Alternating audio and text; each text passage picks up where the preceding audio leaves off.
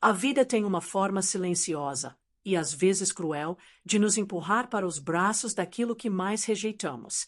Se alguém me dissesse, lá nos meus 20 anos, que um dia eu sentiria carinho por aquele homem, eu teria rido. Ou cuspido no chão. Porque para mim, meu pai não era um homem. Era uma sombra, um erro, uma ferida aberta na história da minha mãe. Ele não estava lá quando eu nasci. Nunca me pegou no colo, nunca me ensinou a andar de bicicleta, nunca me defendeu do mundo. E mesmo assim, quando menos percebi, ele estava ali, sorrindo para mim, me ouvindo com paciência, me chamando de filha sem saber que era. Meu nome é Camila. Tenho hoje 65 anos, moro numa pequena cidade no sul de Minas e quero contar para vocês a história mais dolorosa e transformadora da minha vida. Uma história que começa com ódio, mas termina com perdão. Eu cresci ouvindo a palavra abandono como quem ouve um nome maldito. Minha mãe, Dona Lourdes, era uma mulher forte, mas nunca superou completamente o que meu pai fez. Ela dizia que ele a deixou grávida e foi embora sem olhar para trás. Quando eu perguntava quem ele era, ela dizia: "Não interessa, Camila. Ele não é ninguém." E esse ninguém cresceu dentro de mim como uma sombra. Todas as vezes que eu via os pais das minhas amigas as buscando na escola, ou quando algum pai ensinava a filha a dirigir, eu sentia uma raiva absurda. A ausência dele virou minha identidade. Eu era a filha do pai que foi embora. E mesmo que minha mãe tentasse me amar por dois, nada preenchia o buraco que ele deixou. Por quê? No fundo, eu não queria amor, eu queria uma explicação. Aos 23 anos, eu precisava, desesperadamente, sair daquela cidadezinha onde cresci. Não só pelas oportunidades, mas porque cada canto daquela terra me lembrava dele. Consegui um emprego como assistente administrativa numa vinícola tradicional no interior de São Paulo. Era uma vinícola grande, familiar, com quase 50 anos de história. Um lugar bonito, cercado por parreirais que pareciam infinitos e com uma estrutura que mais parecia uma vila europeia. O nome da vinícola era Dom Renato, em homenagem ao fundador, um homem que, segundo diziam, era exigente, reservado, mas muito justo com seus funcionários. Eu nunca o tinha visto pessoalmente. Ele ficava nos andares superiores, numa sala com vista para os vinhedos, sempre cercado por 2 assistentes e uma secretária que só falava com ele por rádio. Era como um rei num castelo de uvas. Mas eu precisava daquele emprego. Morava sozinha, num quartinho alugado nos fundos de uma padaria, e mal dava para pagar as contas. Trabalhava de segunda a sábado, com horário cravado, e me destacava pela organização e dedicação. Em pouco tempo, comecei a receber elogios da chefia. Até que, um dia, a secretária de Dom Renato me chamou para uma reunião. Meu coração disparou. Eu achava que tinha feito algo errado ou que alguém tinha me denunciado por algum erro. Subi os degraus que levavam à sala dele com as mãos suando. Quando entrei, vi um homem de cabelos grisalhos, postura firme, mas com um olhar que me desconcertou. Ele me olhou como quem já me conhecia, como se estivesse vendo um fantasma familiar. "Você é Camila?" Ele perguntou, com a voz rouca, quase doce. Eu respondi que sim. E ele sorriu. "Fique tranquila. Só queria conhecer quem está fazendo esse trabalho tão bem feito aqui embaixo." E foi só isso. Mas, naquele momento, alguma coisa estranha despertou em mim. A partir daquele dia, começaram os convites. Primeiro, ele me chamou para uma reunião onde eu deveria apresentar ideias para modernizar o setor de vendas. Depois, pediu minha opinião sobre um projeto de sustentabilidade. E, pouco a pouco, ele começou a me tratar como alguém de confiança. Enquanto os outros funcionários mal viam Dom Renato, eu comecei a almoçar com ele uma vez por semana, a ser chamada para eventos internos, mais tarde, para encontros privados em sua casa dentro da vinícola. E eu me sentia bem, estranhamente em paz perto dele. Era como se finalmente alguém me visse. Ele ouvia minhas histórias, ria das minhas piadas, me dava conselhos, me tratava com um carinho quase paternal, e isso me confundia, porque eu havia jurado que nunca permitiria que nenhum homem ocupasse esse espaço em mim. Certa tarde, enquanto observávamos o pôr do sol entre os parreirais, ele me contou sobre sua juventude. Disse que foi um homem egoísta, que priorizou os negócios em detrimento das pessoas. Falou de uma mulher que amou, mas a quem feriu profundamente. Eu tive uma filha, Camila, uma menina que nunca conheci, ele disse, com os olhos marejados. E é o maior arrependimento da minha vida. Meu corpo inteiro congelou. O nome da minha mãe nunca havia sido dito, mas o peso daquela revelação caiu sobre mim como uma avalanche. Eu queria perguntar, queria gritar, mas engoli tudo. Voltei para o meu quarto e chorei a noite inteira. Nos dias que seguiram, minha mente virou um campo de batalha. E se fosse verdade? E se aquele homem, aquele mesmo que me acolhera, que me guiara, que me tratava com respeito e cuidado, fosse o homem que destruiu a vida da minha mãe? O mesmo que eu aprendi a odiar antes mesmo de saber o que era amor. Eu estava dividida. Parte de mim queria fugir dali. Outra parte queria saber mais. Então, fiz algo que minha mãe jamais me perdoaria. Fui atrás da verdade. Peguei os dados dele nos arquivos internos da vinícola, descobri datas, lugares. Liguei os pontos com o que minha mãe havia me contado. E então, sem sombra de dúvida, descobri que era ele. Renato Souza, meu pai biológico. Mas aí vem a parte mais difícil. Saber é uma coisa, dizer é outra. Eu passei semanas ensaiando. Escrevia cartas que nunca entregava. Pensava em discursos. Imaginava confrontos. Mas nada parecia ser o suficiente.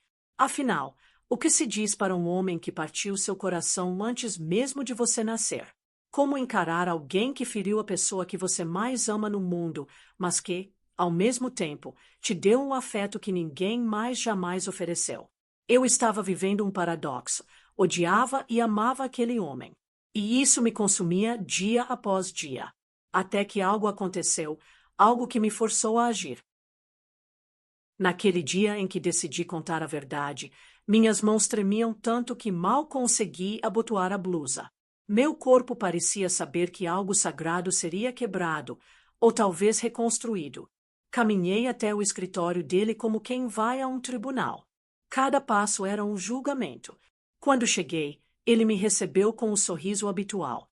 Camila, estava esperando você. E ali, diante daquele homem que eu aprendi a respeitar sem saber quem era, eu quebrei o silêncio de mais de 20 anos.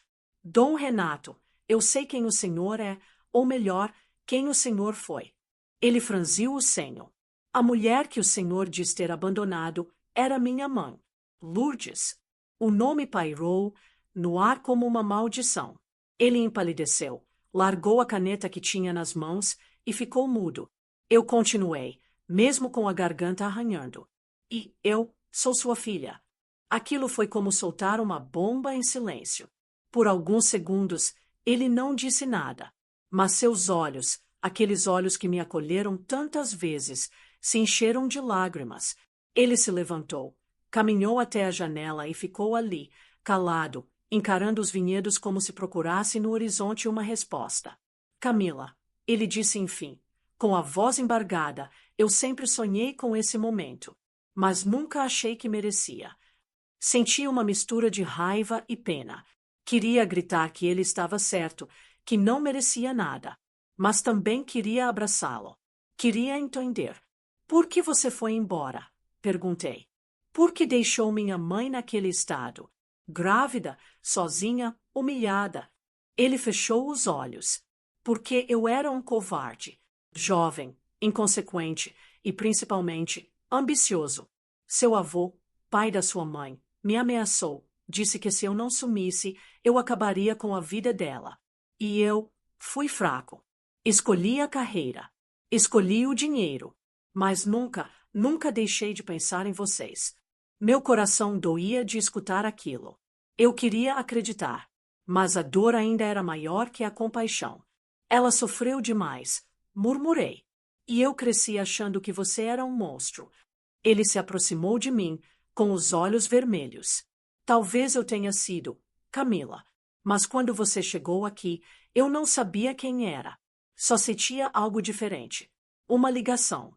E quando soube o seu nome, comecei a desconfiar. Mas não tive coragem. Tive medo de ouvir que você me odiava. E com razão. Naquele instante, não havia mais patrão e funcionária. Só um pai perdido diante da filha que nunca teve. E eu, diante de um passado que me forçou a crescer sem metade de mim. Choramos juntos. Sem palavras. Só as lágrimas disseram o que nenhuma frase poderia expressar. Nos dias seguintes, eu não voltei pro trabalho. Precisava respirar. Fui para casa, liguei para minha mãe. Ela ainda vivia na mesma casinha do interior, com seus olhos duros e coração calejado. Quando contei, houve um silêncio do outro lado da linha. Um silêncio tão pesado que senti meu estômago revirar. Você fez o quê, Camila? Ela sussurrou. E então, começou a chorar. Ele não merecia você. Ele não merecia nem saber seu nome. Eu tentei explicar. Disse que ele estava arrependido, que me tratou com dignidade. Mas ela só dizia, cuidado. Ele sabe encantar, mas destrói por onde passa. E desligou. Aquilo me despedaçou. Porque eu a entendia. Minha mãe viveu uma vida inteira com as feridas deixadas por aquele homem. E eu, que era fruto desse abandono, agora me via entre dois mundos. Voltei para a vinícola na semana seguinte, e ele me recebeu como um pai que reencontra uma filha depois de um naufrágio. Disse que queria reparar tudo, que me deixaria como herdeira da vinícola, que queria contar a verdade ao mundo. Mas eu, sinceramente, não queria nada disso. Não é dinheiro que apaga um passado, respondi. Eu só quero entender se o que você sente por mim agora é real. Ele segurou minha mão. Camila, é mais real do que tudo que construí até hoje. Você é meu maior acerto, mesmo tendo sido resultado do meu maior erro. Aquilo me desmontou. Pela primeira vez, eu vi aquele homem sem a máscara do empresário, do patrão, do poderoso. Vi um ser humano quebrado, mas disposto a se reconstruir. Começamos a nos encontrar fora do trabalho. Ele me contava histórias da juventude, mostrava fotos antigas, falava de sonhos que teve comigo quando soube da gravidez. Disse que por anos se aproximou de outras crianças, em orfanatos, em ações sociais, tentando compensar o que perdeu. Mas nada era como me olhar nos olhos e saber que eu estava ali. E aos poucos, meu coração começou a ceder. Comecei a ver nele não o homem que feriu minha mãe, mas o homem que tentava, com todas as forças, ser alguém melhor para mim. E isso foi mais difícil do que qualquer ódio que carreguei. Mas o destino, como sempre, não deixa histórias assim terminarem. 2 semanas depois daquela conversa com minha mãe, algo inesperado aconteceu. Recebi uma carta, escrita à mão, com a caligrafia firme de Dona Lourdes. Não era comum ela se expressar por escrito. Minha mãe sempre foi do tipo que prefere o silêncio às palavras. Mas ali, naquela folha dobrada com cuidado, estava uma confissão que alteraria para sempre a história que eu achava que conhecia. Camila, ela começava, antes que você mergulhe por completo nesse laço com seu pai, eu preciso te contar algo que escondi a vida inteira. Não por maldade, mas por medo. Medo de te perder. Medo de encarar a verdade. Meu peito se apertou. Continuei lendo. A verdade é que ele não te abandonou da forma que eu sempre te disse. Minhas mãos começaram a tremer. Na época, fui eu quem pediu para ele ir embora. Eu disse que não queria que você crescesse perto de um homem como ele, ambicioso, sempre longe, sempre priorizando o trabalho. Eu sabia que ele não seria pai como você merecia. Então mandei ele embora e disse que nunca mais o procurasse. A carta caiu do meu colo. Minha cabeça rodava. Tudo que eu carreguei por décadas, o ódio, a revolta, o sentimento de abandono, foi construído sobre uma versão da história que, embora dolorosa, não era toda a verdade. Minha mãe o afastou para me proteger, mas no processo me privou de algo que poderia ter sido diferente. E o pior, ela escondeu isso até agora. Fiquei ali sentada no chão do meu quarto, encarando o vazio. Tudo mudava. Meu rancor já não fazia mais sentido. Eu não era só vítima da ausência do meu pai. Eu também era vítima do medo da minha mãe, de um amor que, na tentativa de me proteger, me colocou no escuro. No dia seguinte, fui até a casa dela. Entrei sem dizer nada. Ela me esperava com os olhos vermelhos, como quem já sabia que tudo estava prestes a desmoronar. Você leu? Ela perguntou. Assenti com a cabeça. Ela respirou fundo. Eu fiz o que achei melhor. Camila, você precisa entender.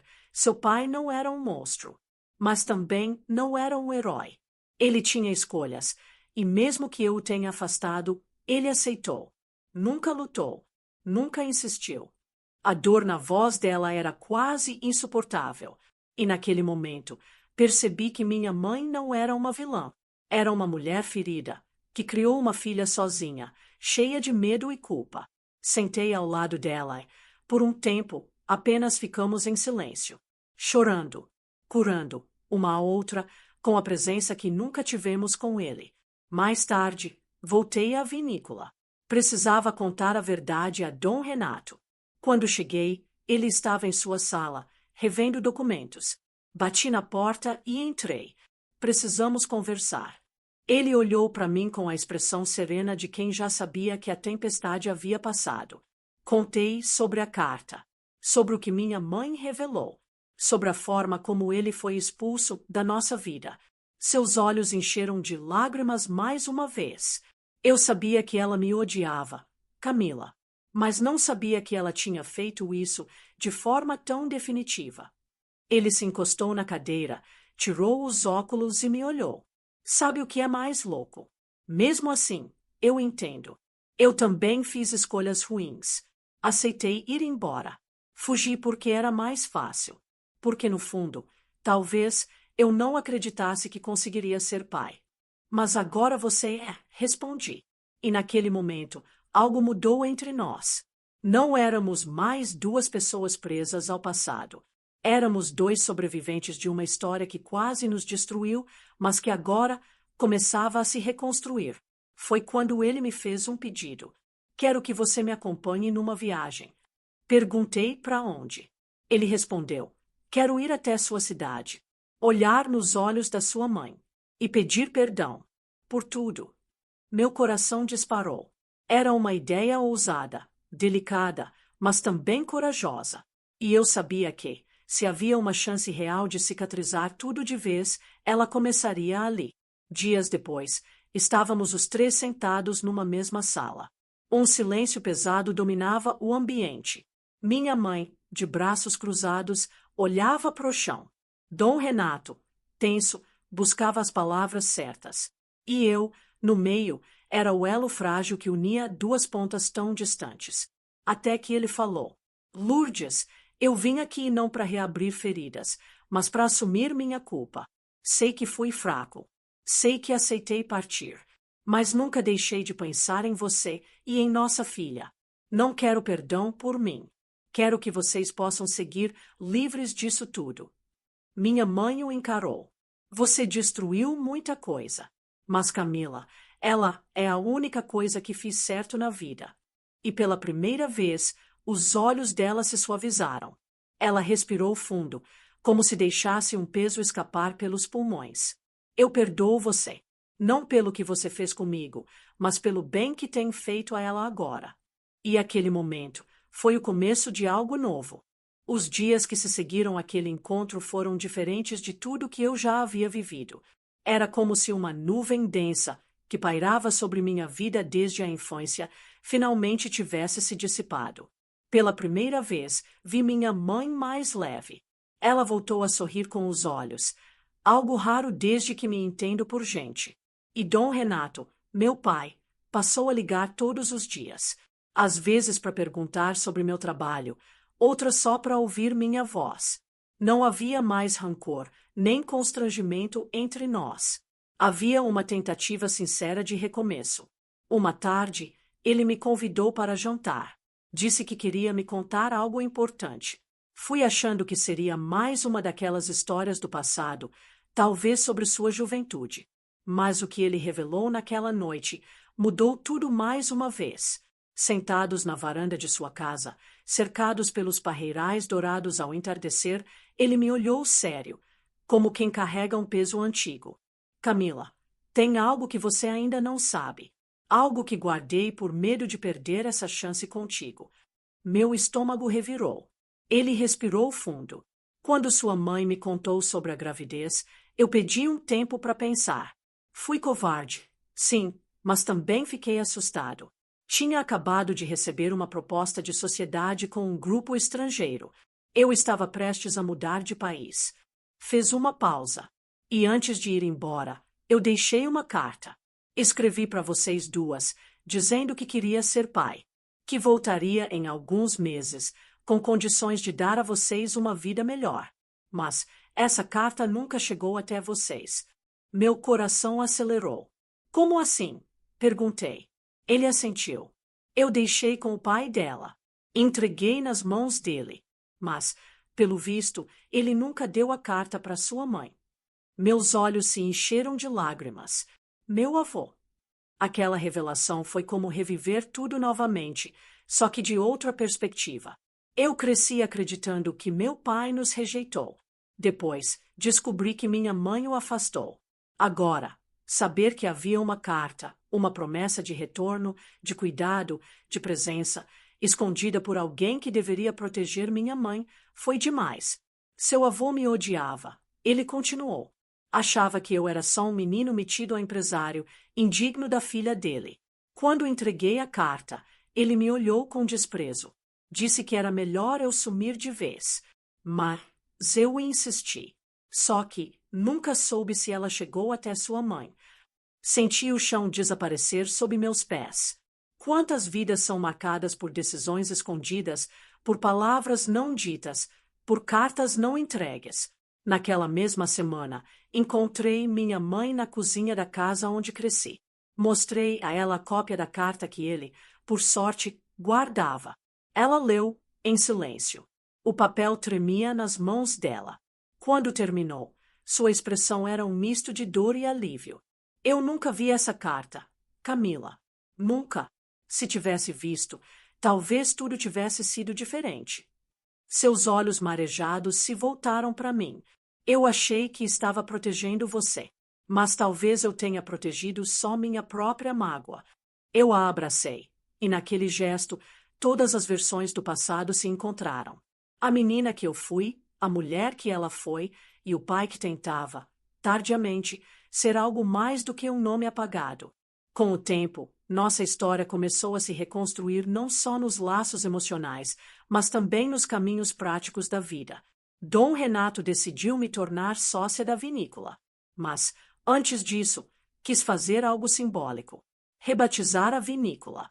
De Dom Renato, passou a se chamar Vinícola Lurca, junção dos nomes Lourdes e Camila. Um gesto que, para mim, dizia mais do que qualquer pedido de perdão. Era como se ele dissesse: eu falhei com vocês, mas agora quero deixar marcado no mundo que vocês são parte de tudo que construí. A cerimônia de reinauguração foi emocionante. Estavam lá funcionários antigos, moradores da cidade, amigos de longa data. E no discurso, meu pai me chamou ao palco. Essa é minha filha, a razão do meu recomeço. Na plateia, minha mãe chorava em silêncio. Orgulhosa, em paz. A mulher que enfrentou tudo sozinha, que me criou na garra, agora via sua história sendo honrada publicamente. E eu, no meio daquele novo capítulo, percebia algo que nunca pensei ser possível. O amor é capaz de reconstruir o que parecia irrecuperável. Não apaga o passado, mas dá a ele um novo significado. E pela primeira vez, eu me permiti sorrir com leveza. O ódio que um dia carreguei já não morava mais em mim. Ele deu lugar a uma coisa mais difícil, mas infinitamente mais poderosa: o perdão. Mas nem tudo estava resolvido, ainda havia uma última carta guardada, com um segredo que meu pai nunca teve coragem de revelar. E era algo que poderia mudar meu futuro de novo, de forma ainda mais inesperada. Alguns meses depois da reinauguração da vinícola, minha vida parecia, enfim, encontrar um ritmo sereno. Eu e meu pai passamos a nos ver com frequência, e ele fazia questão de incluir minha mãe em tudo, ainda que ela mantivesse certa distância, como quem perdoa, mas não esquece. Os funcionários já sabiam que eu era filha dele, mas nos tratavam com o mesmo respeito de antes. A vinícola prosperava, e eu finalmente sentia que aquele buraco no peito, que carreguei por tantos anos, começava a se fechar. Mas, como a vida gosta de testar nossas certezas, tudo mudou num final de tarde cinzento. Estávamos na varanda da casa dele, observando o céu pesado sobre os vinhedos, quando ele segurou minha mão e disse com uma seriedade diferente: Camila, tem uma última coisa que você precisa saber. Eu pensei em levar esse segredo comigo, mas você merece a verdade completa. Meu coração disparou. Do que você está falando? Perguntei, tentando manter a calma. Ele suspirou. Durante todos esses anos, eu nunca parei de tentar me redimir. Fiz doações, apoiei instituições, ajudei filhos de outras mulheres com quem me envolvi, mas teve um caso, em especial, que nunca consegui encarar de frente. Uma mulher chamada Teresa. O nome não me dizia nada, mas continuei ouvindo. Antes de conhecer sua mãe, eu me envolvi com ela. Foi algo rápido, impulsivo, eu era jovem. Ela engravidou e me disse que levaria a gravidez adiante. Mas depois, desapareceu. Nunca mais consegui encontrá-la. Procurei por anos, sem sucesso. Até que, 2 anos atrás, recebi uma carta anônima dizendo que Teresa havia morrido e que eu tinha um filho. Meu corpo gelou. Um filho? Repeti. Ele assentiu. Sim, um rapaz.